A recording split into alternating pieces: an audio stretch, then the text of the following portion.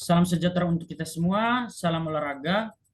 Perkenalkan, nama saya Hugo Jerlan Seno dengan NIM 1011150070. Saya adalah salah satu mahasiswa program studi Penjaskesrek Universitas Cendana Kupang. Jadi di video kali ini saya akan menjelaskan tentang keterampilan mengajar PJOK yang efektif. Untuk mempersingkat waktu, kita masuk ke materinya. Jadi di sini yang pertama saya akan menjelaskan tentang konsep dan keterampilan mengajar yang efektif. Jadi mungkin banyak dari teman-teman sekalian belum mengetahui apa-apa konsep dan apa-apa saja konsep-konsep dan keterampilan mengajar yang efektif. Jadi di sini saya akan membaca ada 2 poin, yaitu yang pertama itu pengalaman belajar. Nah, dalam konsep dan keterampilan mengajar yang efektif, pengalaman belajar itu sangat penting, di mana pengertian dari pengalaman belajar itu sendiri diartikan sebagai seperangkat kondisi interaksional dan peristiwa pembelajaran yang merestrukturisasi pengalaman peserta didik dan yang terkait dengan tujuan pembelajaran. Jadi ini adalah pengalaman belajar yang berkaitan dengan tujuan pembelajaran. Di sini harus ada tujuannya. Yang poin yang kedua, pengajaran yang efektif. Jadi apa sih yang dimaksud dengan pengajaran efektif? Jadi di sini pengertiannya adalah praktik bapak dan ibu dalam memfasilitasi pengalaman belajar bermakna bagi murid dan yang menghasilkan capaian yang diinginkan. Di sini kita garis bawahi kata memfasilitasi. Dari kata memfasilitasi di mana di sini seperti yang kita ketahui itu adalah peran penting dari seorang guru memfasilitasi atau memfasilitator muridnya dalam hal proses pengajaran atau proses pembelajaran, di mana guru ini sangat berperan penting dalam memfasilitator pelajaran yang diberikan kepada muridnya. Materi berikutnya yaitu apa-apa konsep mengajar yang efektif. Jadi di sini saya akan menjelaskan apa-apa sih konsep mengajar yang efektif. Jadi di sini aspek-aspek pengajaran yang efektif. Ada 9 poin ya. Teman-teman, kalau teman-teman lihat di slide-nya ada 9 poin. Yang pertama itu tujuan pembelajaran yang harus jelas. Jadi aspek-aspek pengajaran yang efektif itu harus mempunyai tujuan pembelajaran yang harus jelas ya. Jadi di sini seorang guru, ibu guru atau bapak guru mempunyai tujuan yang jelas. Makanya seperti sering kita lihat tuh guru-guru itu sebelum memberikan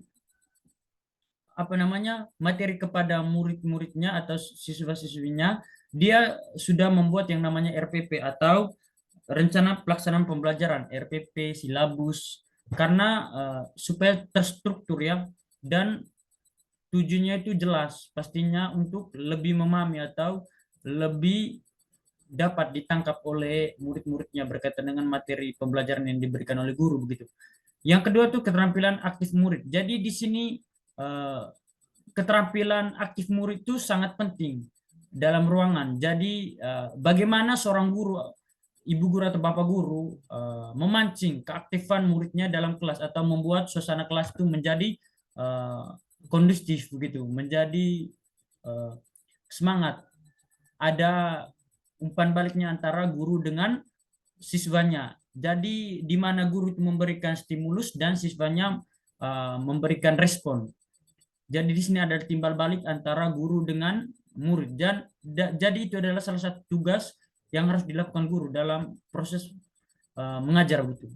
Poin yang ketiga yaitu pengajaran berdiferensiasi. Jadi teman-teman, pembelajaran yang berdiferensiasi ini di mana ini berkaitan dengan pemahaman siswa itu, cara menangkap apa yang mereka dapatkan itu berbeda-beda. Itu sesuai dengan kebutuhan begitu, kebutuhan murid-muridnya atau siswa-siswa. Jadi di mana tantangan seorang guru di sini dari perbedaan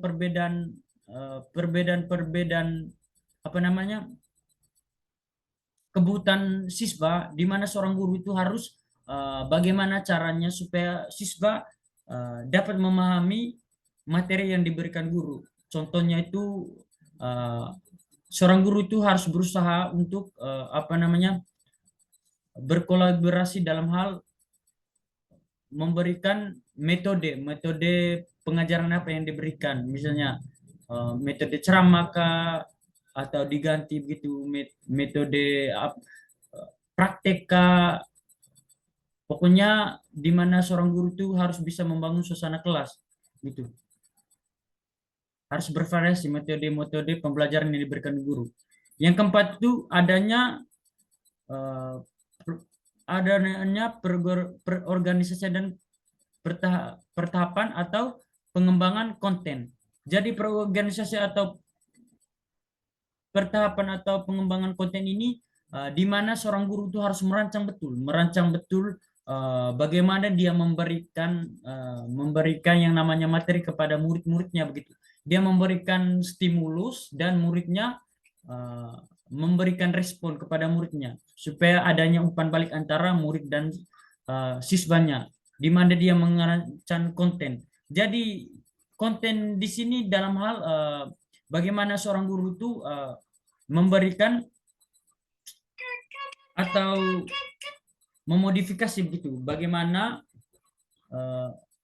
supaya materi yang diberikannya itu tidak menonton bosan gitu bagi seorang murid dalam hal proses bergerak gitu. Dari misalnya guru itu dari step by step ya, dari level yang lebih rendah ke level yang lebih tinggi begitu. Itu proses pembelajarannya. Jadi poin yang berikutnya yang itu tentang demonstrasi keterampilan dan penjelasan. Nah, ini berkaitan dengan demonstrasi keterampilan dan pembelajaran itu, di mana seorang guru itu mempraktekkan. Kata demonstrasi di sini yaitu mempraktekkan. Jadi di sini pentingnya seorang guru, apalagi seorang guru PJOK dalam mendemonstrasi. Misalnya mendemonstrasikan pelajaran gerak gitu. Di mana seorang guru memberikan demonstrasi, habis itu siswa melihat demonstrasi yang diberikan oleh guru. Habis itu guru harus berusaha memberikan umpan balik kepada siswanya untuk mengulang kembali apa yang dilakukan oleh gurunya. Jadi poin yang keenam ini umpan balik. Nah, umpan balik ini sangat penting teman-teman. Di mana umpan balik ini di mana seorang guru juga umpan balik itu semacam guru kembali menanyakan materi yang dia sudah berikan atau kembali menyuruh murid-muridnya untuk mempraktekkan ulang apa yang dia lakukan. Itu adalah umpan balik. Umpan balik ini juga bisa seorang guru itu memberikan motivasi kepada anak-anak didiknya. Misalnya dia memotivasi kalau misalnya ya anak-anak gerakannya sudah bagus, hanya kurangnya di sini ya, itu adalah umpan balik. Habis itu yang ketujuh tuh komunikasi yang efektif. Nah, berkaitan dengan komunikasi ini sangat penting ya teman-teman, di mana seorang guru harus berusaha memberikan komunikasi yang jelas dan benar kepada murid-muridnya supaya murid-muridnya menangkap komunikasinya dengan baik. Nah, setelah komunikasi itu ditangkap dengan baik oleh murid-muridnya, pasti apa yang diterima, pasti murid-muridnya lebih mudah memahami. Jadi peran guru itu memberikan komunikasi komunikasi yang mudah dipahami oleh murid-muridnya ya. Pemilihan kata-katanya begitu. Jadi di sini komunikasi sangat penting ya.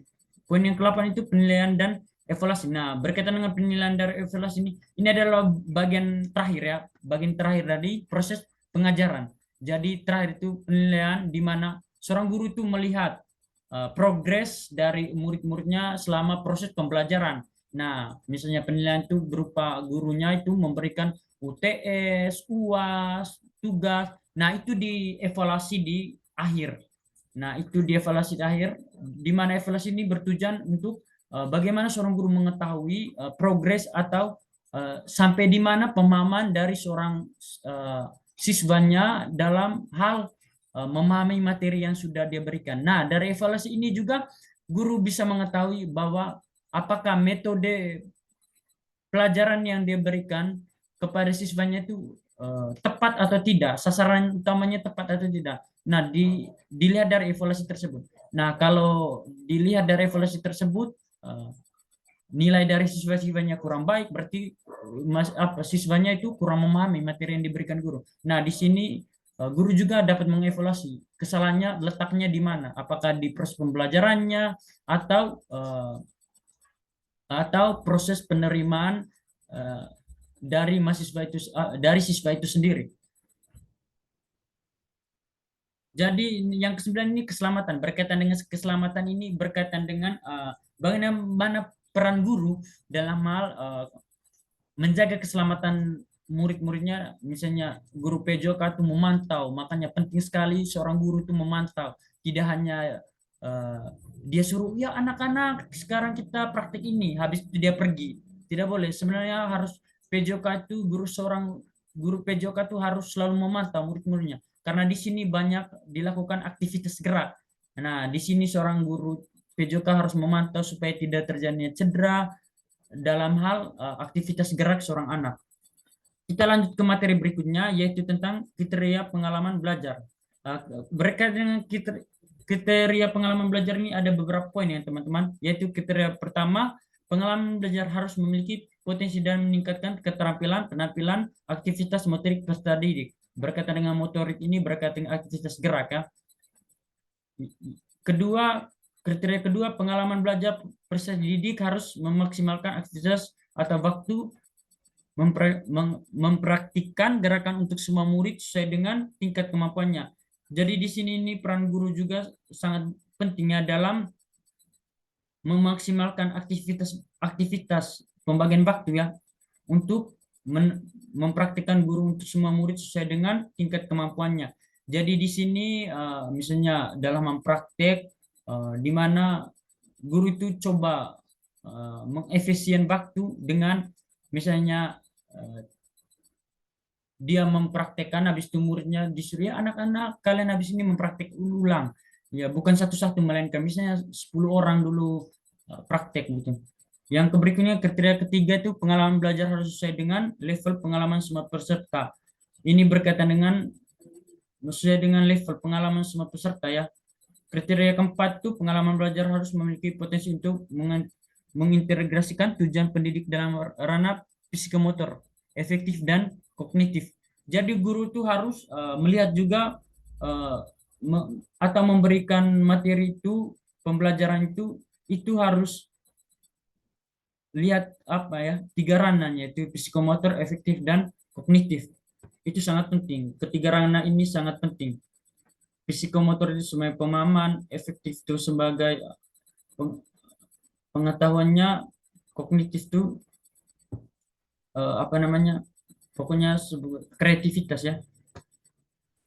Yang ke berikutnya B ini penyajian tugas gerak. Jadi elaborasi isinya ada 3 poin ya, aspek-aspek penyajian gerak yaitu efektif.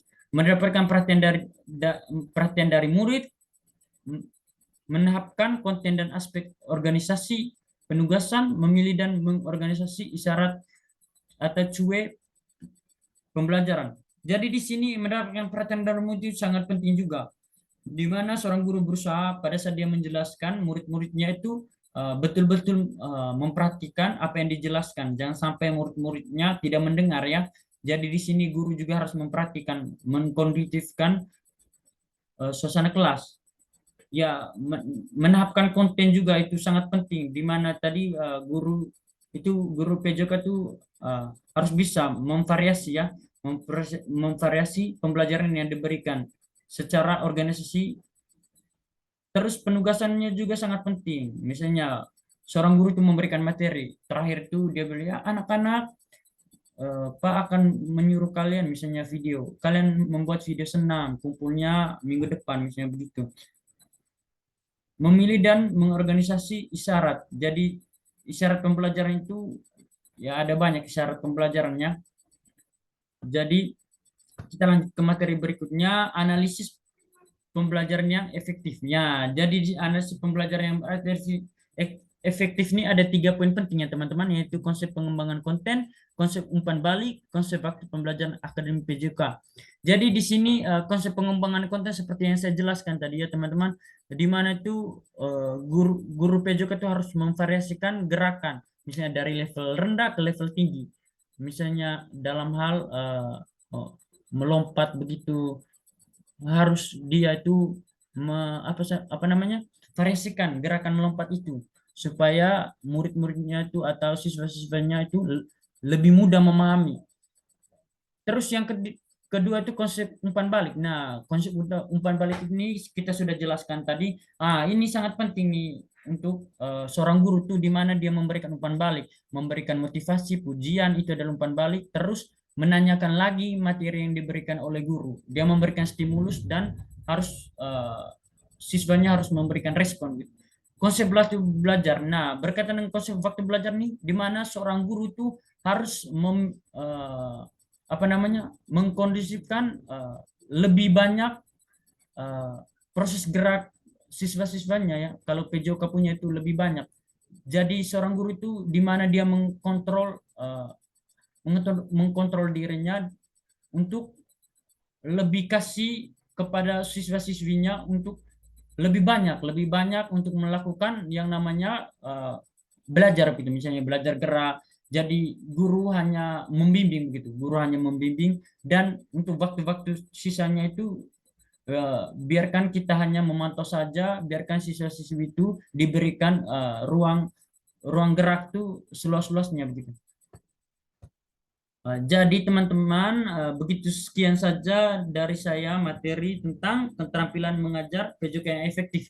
Jadi di video ini kalau masih banyak kekurangan, saya mohon maaf karena saya juga masih dalam proses pembelajaran. Jadi eh,